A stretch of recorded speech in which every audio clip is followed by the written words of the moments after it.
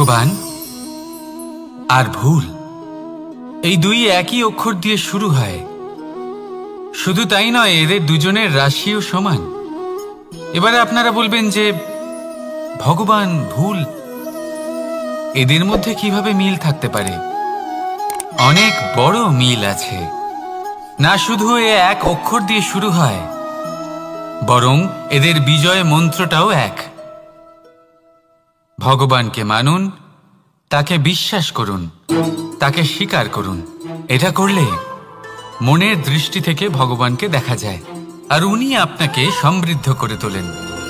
ভুলের সাথেও এটাই ঘটে। নিজের ভুল স্বয়ং মেনে নিলে, স্বীকার করে নিলে সব কিছুই স্পষ্টভাবে দেখতে পাবেন। যেদিন থেকে আপনি নিজের ভুল মেনে নিতে শিখবেন, সেদিন থেকে সেই ভুল শোধরানোর প্রক্রিয়াও শুরু হয়ে যাবে। আপনি বুঝে যাবেন নিজের ভুল কিভাবে শোধরাতে হয়। তাই মনে রাখবেন, নিজেকে শ্রেষ্ঠ করে তোলার জন্য নিজের ভুল স্বীকার করা অত্যন্ত প্রয়োজনীয়। এই জীবনে শান্তি আনার জন্য ঈশ্বরকে মেনে নেওয়াও অত্যন্ত প্রয়োজনীয়। সবসময় নিজের গুণ এবং নিজের দোষ মনে রাখবেন।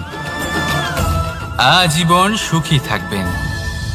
রাধা রাধা।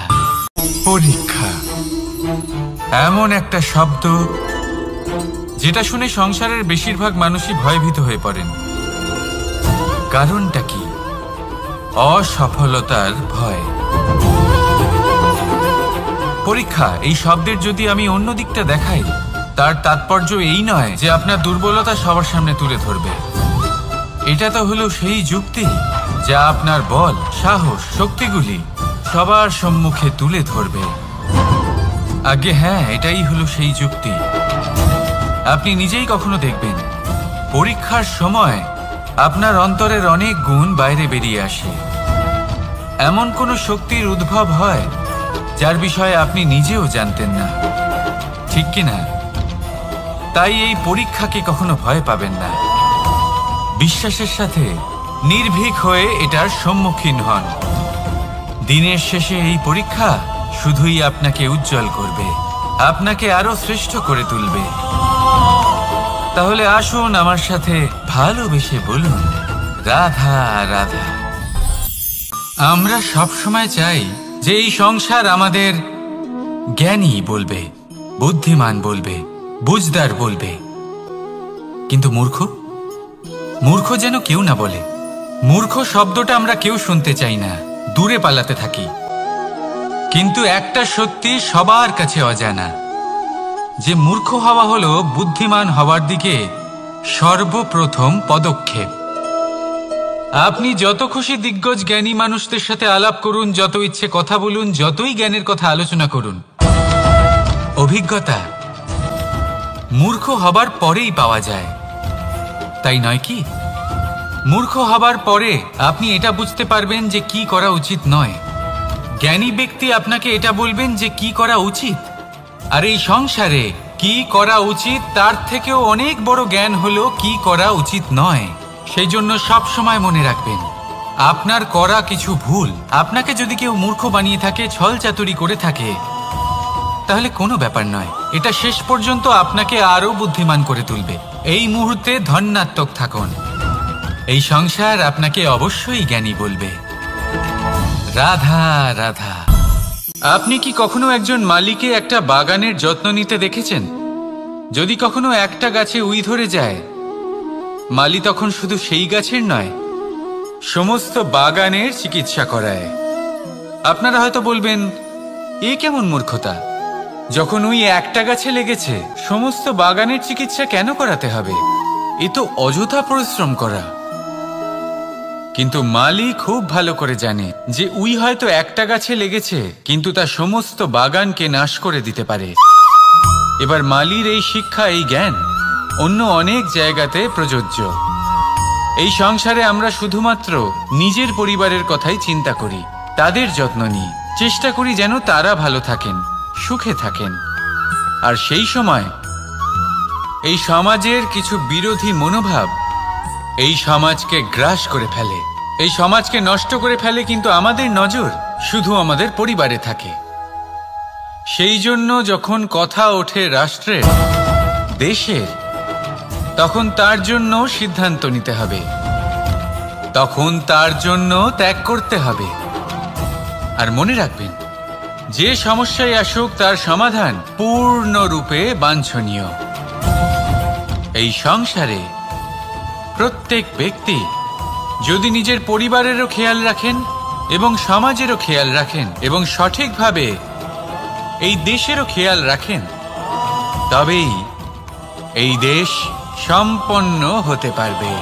তাহলে আপনিও সেই প্রয়াস করুন আর আমার সাথে ভালোবেসে বলুন, রাধা রাধা।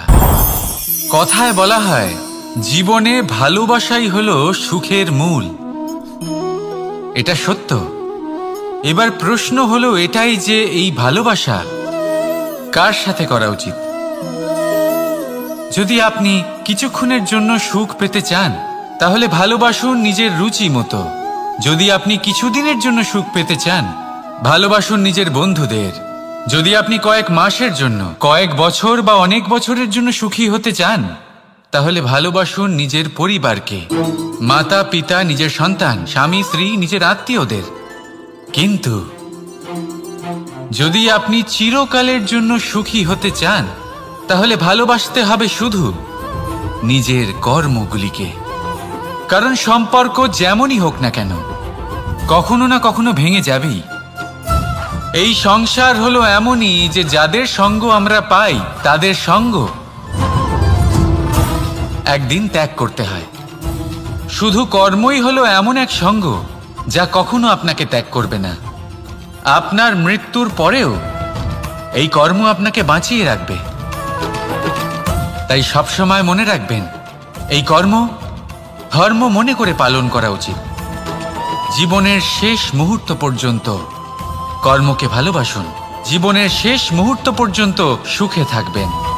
আর আমি তো সবসময় বলি, শুধু কর্ম করতে থাকো, ফলের চিন্তা করো না। তাহলে আসুন আর আমার সাথে ভালোবেসে বলুন, রাধা রাধা। দ্বিধাবোধ। অনেক সময় আমরা জীবনে সেই বাঁকে এসে পৌঁছই যেখানে আমরা বুঝতেই পারি না যে এবার কোন দিক নির্বাচন করা উচিত। কখনো এদিকে যাওয়া উচিত মনে হয়, কখনো ওদিকে যাওয়া উচিত মনে হয়, কখনো দুদিকেই যাওয়া প্রয়োজনীয় বলে মনে হয়, কিন্তু তা তো সম্ভব নয়। কখনো কখনো এটা মনে হয় যে এখানেই থেমে যাওয়া ভালো, কোথাও না যাওয়াই শ্রেয়। এবার একেই তো দ্বিধাবোধ বলে। সংসারে এমন কোনো দ্বিধা নেই যার সমাধান সম্ভব নয়। এই দ্বিধাবোধ স্বাভাবিক। আর আপনার এই দ্বিধাকে আমি একটু সরল করে দিই। দ্বিধাগ্রস্ত হয়ে নির্বাচন করলে তখন এটা মাথায় নিয়ে করবেন যে আপনার এই নির্বাচনের ফলে এই সংসারের ওপর, এই সমাজের ওপর কি প্রভাব পড়তে পারে। নিজের লাভ ক্ষতির বিষয়ে ভাবা ছেড়ে দিন আর কর্ম করুন সংসারের মঙ্গলের জন্য, আগামী প্রজন্মের মঙ্গলের জন্য। ভাবুন আপনার এই নির্বাচনের জন্য কিভাবে তাদের জীবনের উদ্ধার সম্ভব।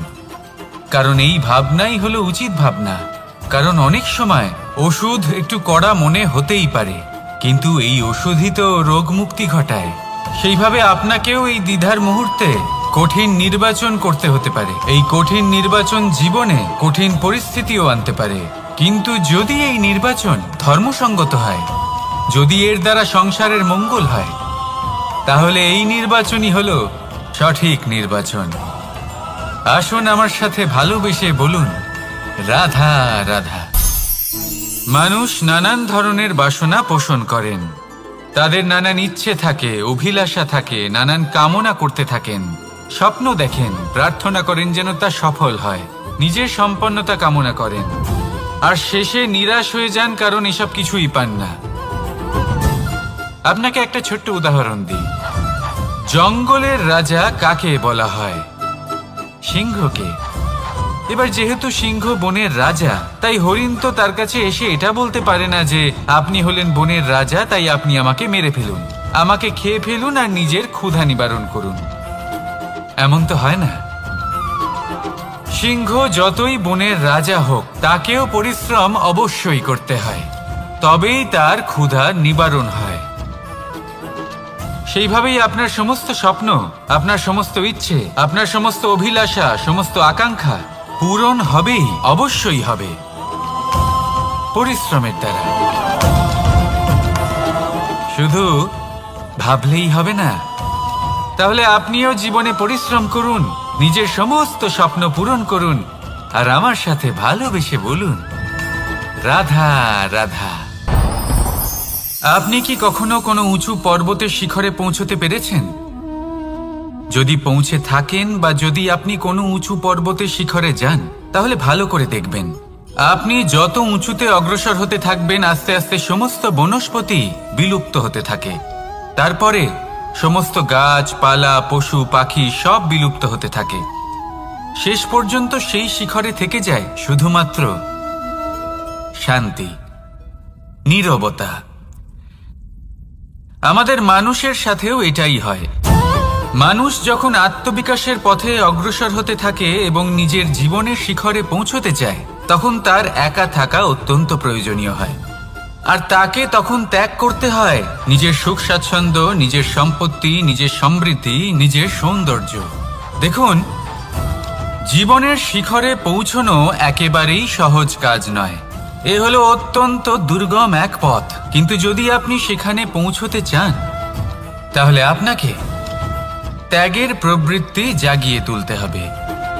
ত্যাগ কি সেটা জানতে হবে, কারণ ত্যাগের ফলেই মনে শান্তি আসে, আর সেই শান্তির ফলে মনে উৎপন্ন হয় প্রেম।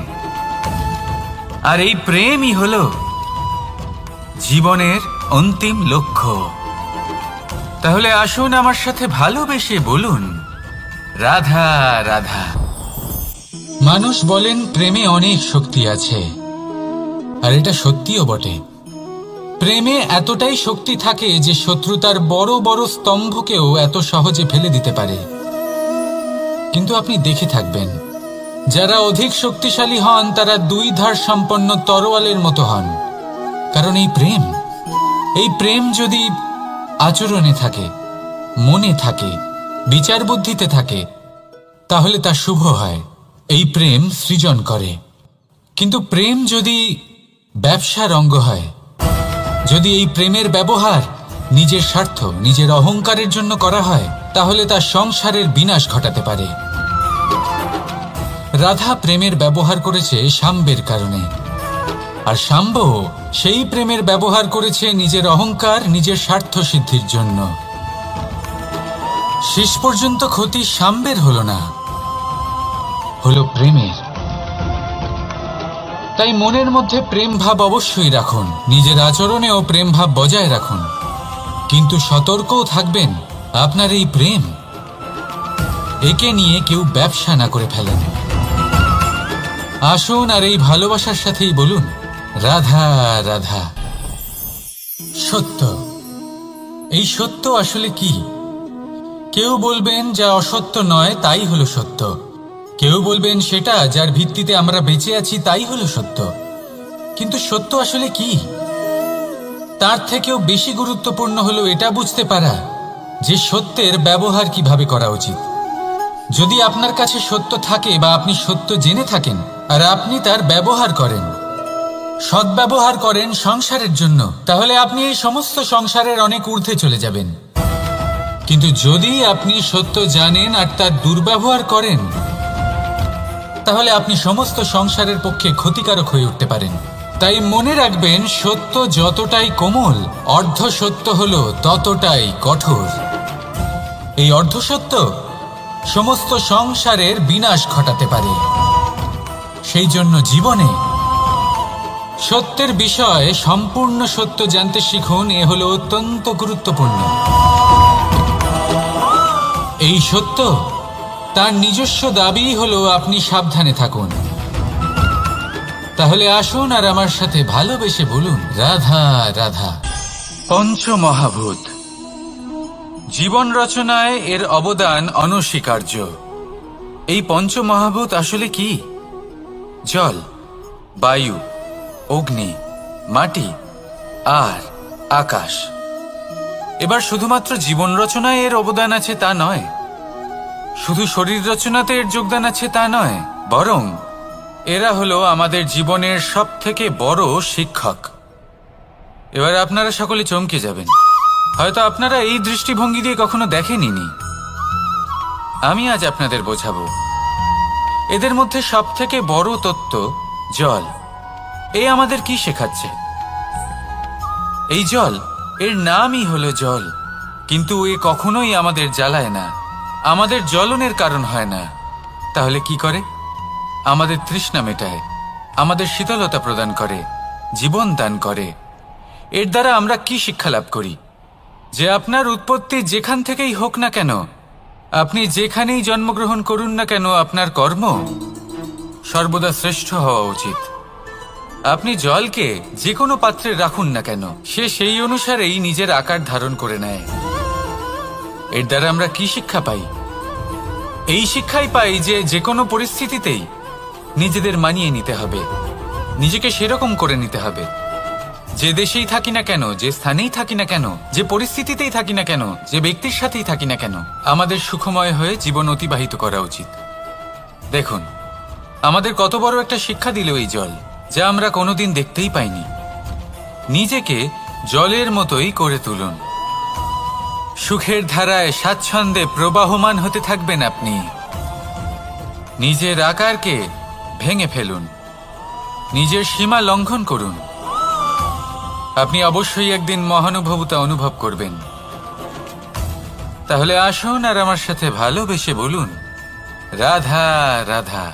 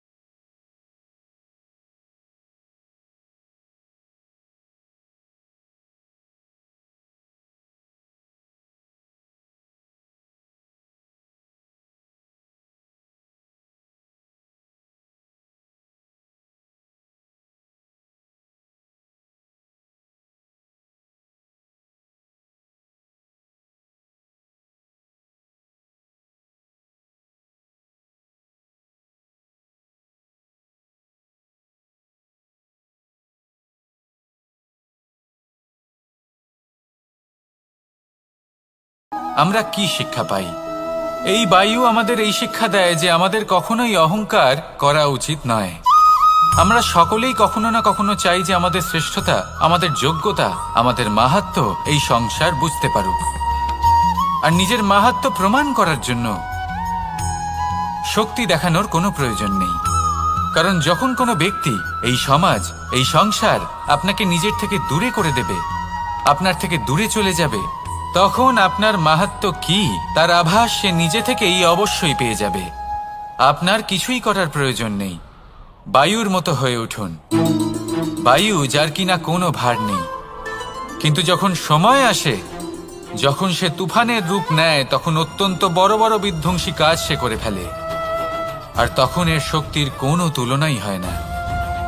বায়ু, যে নিজের সঞ্চালন দ্বারা পৃথিবীকে প্রাণ দেয়, নিজের পরিবহন দ্বারা এই মেঘ সৃষ্টি করে, এই ধরিত্রীর তৃষ্ণা নিবারণ করে। বায়ুর মতো যদি আপনি হয়ে উঠতে পারেন, তাহলে হালকা হয়ে যাবেন, ওপরে উঠতে পারবেন এই সংসার, এই ভৌতিকতা, এই মোহ মায়া থেকে। আর তখন আপনি বুঝতে পারবেন যে প্রেম কাকে বলে। তখন আপনি বুঝবেন যে দান করাই হলো জীবন। তাহলে আসুন আর আমার সাথে ভালোবেসে বলুন, রাধা রাধা। জীবনের পঞ্চমহাভূতের মধ্যে একটা তত্ত্ব হলো আকাশ। আকাশ যা কিনা নিরাকার, যার কোনো আকার নেই। আকাশ যা হলো অনন্ত। আর আমাদের সবসময় মনে হয় যে এই আকাশ আমাদের সাথে জড়িয়ে রয়েছে। কেন? এবার এই আকাশ আমাদের জন্য কি না করে। আকাশ আমাদের ওড়বার স্বাধীনতা দেয়। আকাশ মেঘকে ধারণ করে যাতে আমাদের তৃষ্ণা মিটতে পারে। এই আকাশ সূর্য এবং চন্দ্রকে তার যথাস্থান দেয় যাতে আমরা প্রকাশও পেতে পারি, আবার অন্ধকারও, যাতে আমাদের জীবনে সামঞ্জস্য বজায় থাকে। আকাশের থেকে অনেক কিছুই শেখার রয়েছে। যদি আমরাও আকাশের মতো হতে পারি, আমাদের আপনজনদের সেই স্বাধীনতা দিতে পারি যাতে তারা উঠতে পারেন, যাতে তারা নিজেদের স্বপ্ন পূরণ করতে পারেন, যার ফলে তারা নিজেরাই এই জীবনকে অনুভব করতে পারেন, নিজের পায়ে দাঁড়াতে পারেন, তাহলে ভাবুন আমাদের অস্তিত্ব কতটা বড় হয়ে যাবে। যদি আপনি আকাশের মতো হতে পারেন, তাহলে আপনিও আকাশের মতোই অনন্ত হয়ে উঠবেন। তাহলে আসুন আর আমার সাথে ভালোবেসে বলুন, রাধা রাধা। পঞ্চমহাতত্ত্ব, পঞ্চমহাভূত, এদের বিষয়ে আমি আপনাদের সবকিছুই বলে দিয়েছি। কেন? এরা আমাদের জীবনের সব থেকে বড় শিক্ষক। আর এদের থেকে আমরা কি শিক্ষা পাই? নিশ্চিত রূপে এই পঞ্চমহাতত্ত্ব আমাদের দেহের নির্মাণ করে, কিন্তু একটা ষষ্ঠ মহাতত্ত্ব রয়েছে। এমন এক তত্ত্ব যার না কোনো ভার আছে, না কোনো পরিমাণ আছে, কিন্তু তা হলো অত্যন্ত গুরুত্বপূর্ণ। ভাবনা। কেউ একে আত্মা বলে, কেউ একে বিবেক বলে, কেউ একে প্রাণ বলে, আর কেউ বলে চেতনা। এবার এই চেতনা যখন পঞ্চমহাতত্ত্বের সাথে জুড়ে যায়, এক হয়ে যায়, তখন মানুষের জীবনের নির্মাণ হয়। এবার আপনার দেহের নির্মাণ জন্ম থেকেই পঞ্চমহাতত্ত্ব করে দেয়, কিন্তু এই ভাবনা, এই চেতনা, একে আপনি নিজেই এগিয়ে নিয়ে যেতে পারেন। একে দিশা দেখাতে হবে, এর বিকাশ আপনাকেই করতে হবে। কিভাবে? তা আপনার ওপর নির্ভর করছে। আপনি এর সদ্ব্যবহারও করতে পারেন, দুর্ব্যবহারও করতে পারেন। এমন এক দিশা দিতে পারেন, এমন সদ্ব্যবহার করতে পারেন যে আপনি নিজেই কোনোদিন ভগবত গীতার জ্ঞান দিলেন। এমন দুর্ব্যবহার করতে পারেন, এমন দিশাও দিতে পারেন যে আপনি হয়তো শকুনের মতোই মহাভারত রচনা করলেন। এই চয়ন আপনারই। শুধু এই চেতনার শুদ্ধতার দিকে বিশেষ নজর রাখতে হবে।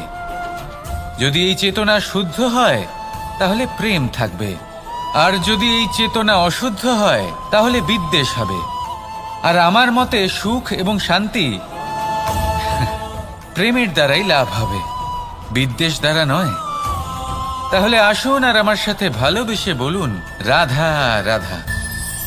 জীবনের পঞ্চমহাতত্ত্বের মধ্যে পঞ্চম তত্ত্ব অগ্নি।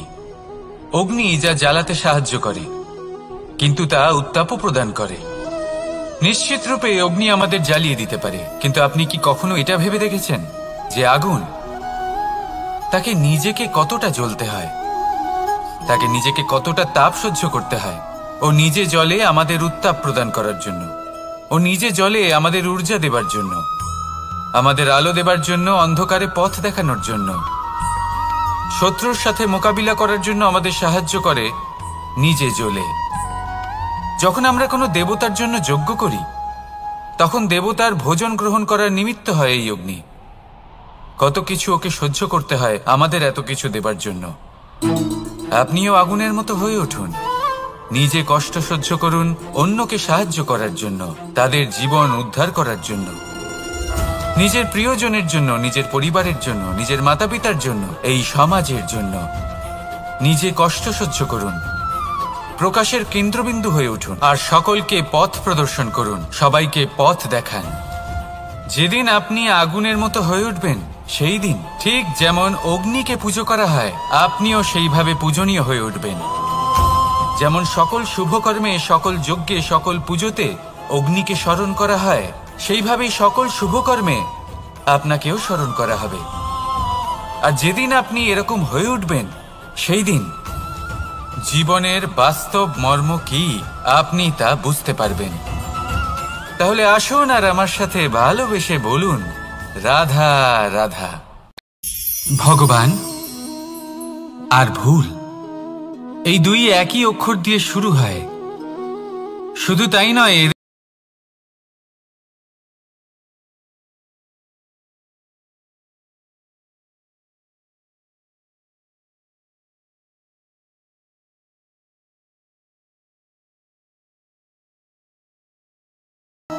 বরং এদের বিজয় মন্ত্রটাও এক। ভগবানকে মানুন, তাকে বিশ্বাস করুন, তাকে স্বীকার করুন। এটা করলে মনের দৃষ্টি থেকে ভগবানকে দেখা যায়, আর উনি আপনাকে সমৃদ্ধ করে তোলেন। ভুলের সাথেও এটাই ঘটে। নিজের ভুল স্বয়ং মেনে নিলে, স্বীকার করে নিলে সব কিছুই স্পষ্টভাবে দেখতে পাবেন। যেদিন থেকে আপনি নিজের ভুল মেনে নিতে শিখবেন, সেদিন থেকে সেই ভুল শোধরানোর প্রক্রিয়াও শুরু হয়ে যাবে। আপনি বুঝে যাবেন নিজের ভুল কিভাবে শোধরাতে হয়।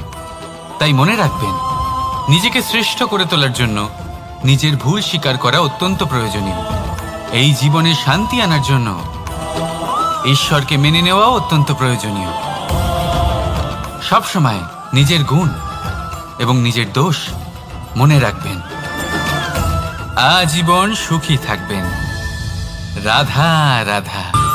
পরীক্ষা এমন একটা শব্দ যেটা শুনে সংসারের বেশিরভাগ মানুষই ভয়ভীত হয়ে পড়েন। কারণটা কি? অসফলতার ভয়। পরীক্ষা এই শব্দের যদি আমি অন্য দিকটা দেখাই, তার তাৎপর্য এই নয় যে আপনার দুর্বলতা সবার সামনে তুলে ধরবে। এটা তো হলো সেই যুক্তি যা আপনার বল, সাহস, শক্তিগুলি সবার সম্মুখে তুলে ধরবে। আগে হ্যাঁ, এটাই হলো সেই যুক্তি। আপনি নিজেই কখনো দেখবেন, পরীক্ষার সময় আপনার অন্তরের অনেক গুণ বাইরে বেরিয়ে আসে।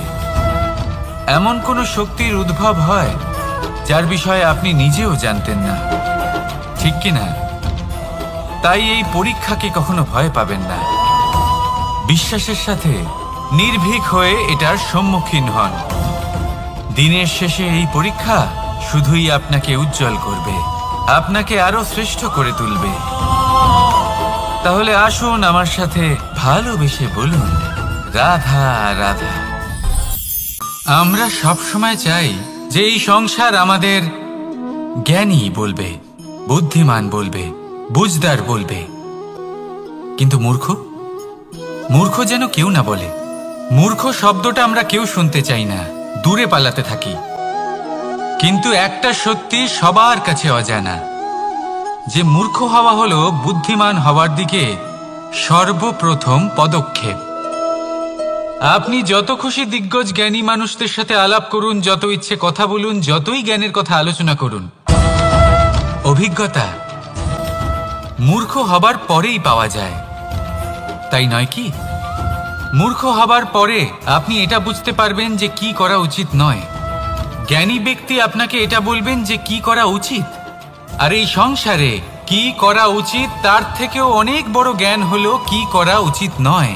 সেই জন্য সব সময় মনে রাখবেন, আপনার করা কিছু ভুল আপনাকে যদি কেউ মূর্খ বানিয়ে থাকে, ছল চাতুরি করে থাকে, তাহলে কোনো ব্যাপার নয়। এটা শেষ পর্যন্ত আপনাকে আরো বুদ্ধিমান করে তুলবে। এই মুহূর্তে ধন্যাত্মক থাকুন। এই সংসার আপনাকে অবশ্যই জ্ঞানী বলবে। রাধা রাধা। আপনি কি কখনো একজন মালিকে একটা বাগানের যত্ন নিতে দেখেছেন? যদি কখনো একটা গাছে উই ধরে যায়, মালি তখন শুধু সেই গাছের নয়, সমস্ত বাগানের চিকিৎসা করায়। আপনারা হয়তো বলবেন, এ কেমন মূর্খতা? যখন উই একটা গাছে লেগেছে, সমস্ত বাগানের চিকিৎসা কেন করাতে হবে? এ তো অযথা পরিশ্রম করা। কিন্তু মালি খুব ভালো করে জানে যে উই হয়তো একটা গাছে লেগেছে, কিন্তু তা সমস্ত বাগানকে নাশ করে দিতে পারে। এবার মালির এই শিক্ষা, এই জ্ঞান অন্য অনেক জায়গাতে প্রযোজ্য। এই সংসারে আমরা শুধুমাত্র নিজের পরিবারের কথাই চিন্তা করি, তাদের যত্ন নিই, চেষ্টা করি যেন তারা ভালো থাকেন, সুখে থাকেন।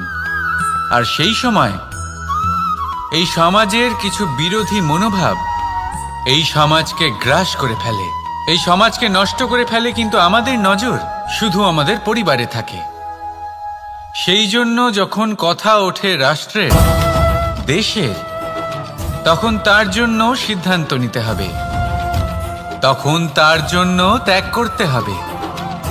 আর মনে রাখবেন, যে সমস্যায় আসুক তার সমাধান পূর্ণরূপে বাঞ্ছনীয়। এই সংসারে প্রত্যেক ব্যক্তি যদি নিজের পরিবারেরও খেয়াল রাখেন এবং সমাজেরও খেয়াল রাখেন এবং সঠিকভাবে এই দেশেরও খেয়াল রাখেন, তবেই এই দেশ সম্পন্ন হতে পারবে। তাহলে আপনিও সেই প্রয়াস করুন আর আমার সাথে ভালোবেসে বলুন, রাধা রাধা। কথায় বলা হয়, জীবনে ভালোবাসাই হলো সুখের মূল। এটা সত্য।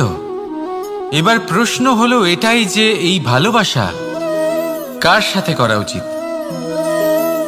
যদি আপনি কিছুক্ষণের জন্য সুখ পেতে চান, তাহলে ভালোবাসুন নিজের রুচি মতো। যদি আপনি কিছুদিনের জন্য সুখ পেতে চান, ভালোবাসুন নিজের বন্ধুদের। যদি আপনি কয়েক মাসের জন্য, কয়েক বছর বা অনেক বছরের জন্য সুখী হতে চান, তাহলে ভালোবাসুন নিজের পরিবারকে, মাতা পিতা, নিজের সন্তান, স্বামী স্ত্রী, নিজের আত্মীয়দের। কিন্তু যদি আপনি চিরকালের জন্য সুখী হতে চান, তাহলে ভালোবাসতে হবে শুধু নিজের কর্মগুলিকে। কারণ সম্পর্ক যেমনই হোক না কেন, কখনো না কখনো ভেঙে যাবেই।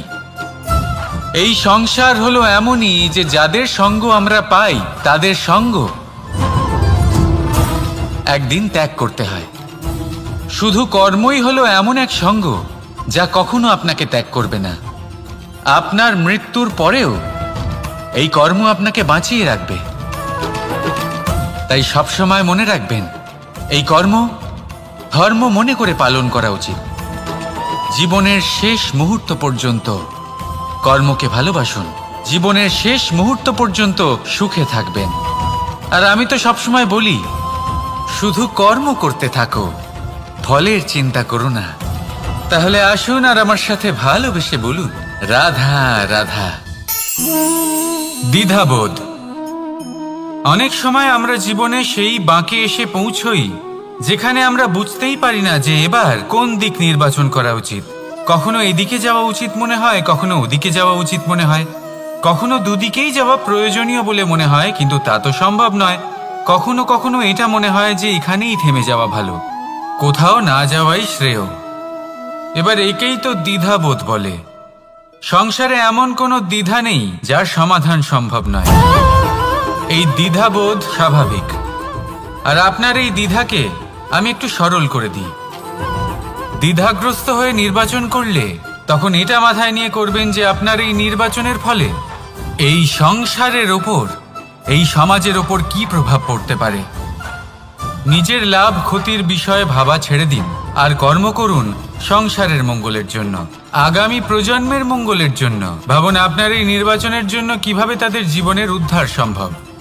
কারণ এই ভাবনাই হলো উচিত ভাবনা। কারণ অনেক সময় ওষুধ একটু কড়া মনে হতেই পারে, কিন্তু এই ওষুধই তো রোগ মুক্তি ঘটায়।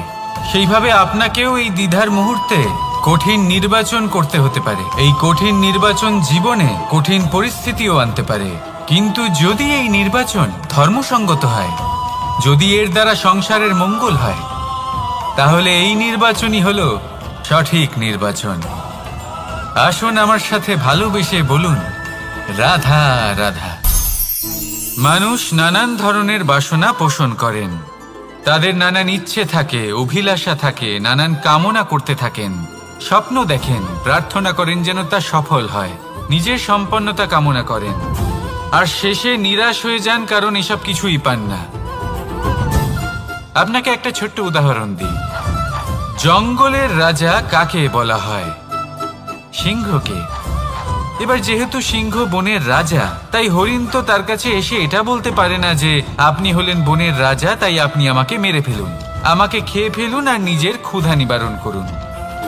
এমন তো হয় না। সিংহ যতই বনের রাজা হোক, তাকেও পরিশ্রম অবশ্যই করতে হয়, তবেই তার ক্ষুধা নিবারণ হয়।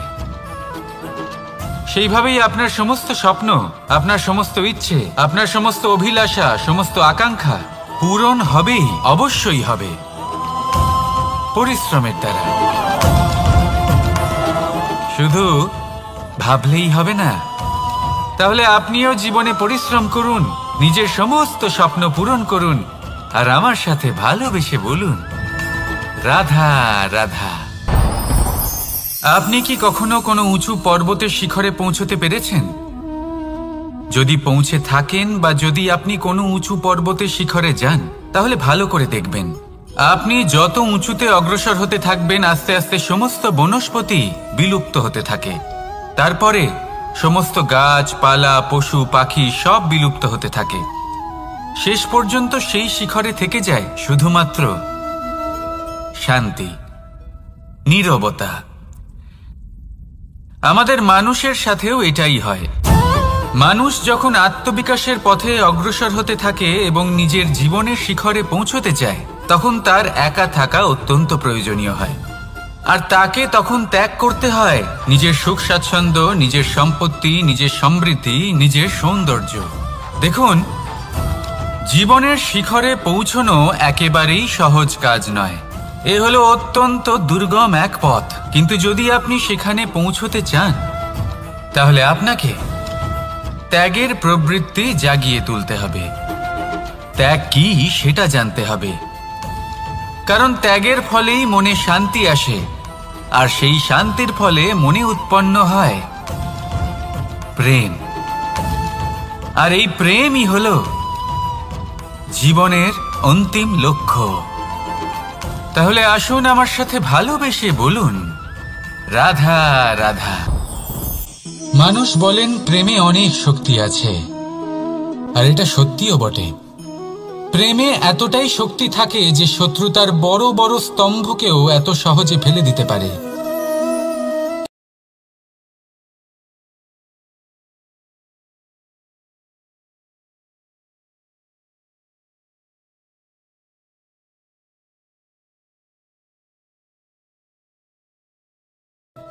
তাহলে তা শুভ হয়। এই প্রেম সৃজন করে। কিন্তু প্রেম যদি ব্যবসার অঙ্গ হয়, যদি এই প্রেমের ব্যবহার নিজের স্বার্থ, নিজের অহংকারের জন্য করা হয়, তাহলে তা সংসারের বিনাশ ঘটাতে পারে। রাধা প্রেমের ব্যবহার করেছে শাম্বের কারণে, আর শাম্ব সেই প্রেমের ব্যবহার করেছে নিজের অহংকার, নিজের স্বার্থ সিদ্ধির জন্য। শেষ পর্যন্ত ক্ষতি শাম্বের হলো না, হলো প্রেমের।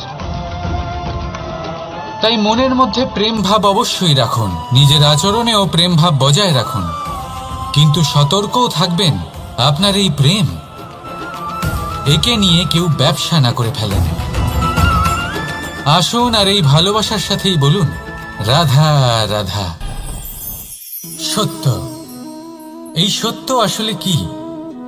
কেউ বলবেন যা অসত্য নয় তাই হলো সত্য, কেউ বলবেন সেটা যার ভিত্তিতে আমরা বেঁচে আছি তাই হলো সত্য। কিন্তু সত্য আসলে কি? তার থেকেও বেশি গুরুত্বপূর্ণ হলো এটা বুঝতে পারা যে সত্যের ব্যবহার কিভাবে করা উচিত। যদি আপনার কাছে সত্য থাকে বা আপনি সত্য জেনে থাকেন আর আপনি তার ব্যবহার করেন, সদ্ব্যবহার করেন সংসারের জন্য, তাহলে আপনি এই সমস্ত সংসারের অনেক ঊর্ধ্বে চলে যাবেন। কিন্তু যদি আপনি সত্য জানেন আর তার দুর্ব্যবহার করেন, তাহলে আপনি সমস্ত সংসারের পক্ষে ক্ষতিকারক হয়ে উঠতে পারেন। তাই মনে রাখবেন, সত্য যতটাই কোমল, অর্ধ সত্য হলো ততটাই কঠোর। এই অর্ধসত্য সমস্ত সংসারের বিনাশ ঘটাতে পারে। সেই জন্য জীবনে সত্যের বিষয়ে সম্পূর্ণ সত্য জানতে শিখুন। এ হলো অত্যন্ত গুরুত্বপূর্ণ। এই সত্য তার নিজস্ব দাবি হলো আপনি সাবধানে থাকুন। তাহলে আসুন আর আমার সাথে ভালোবেসে বলুন,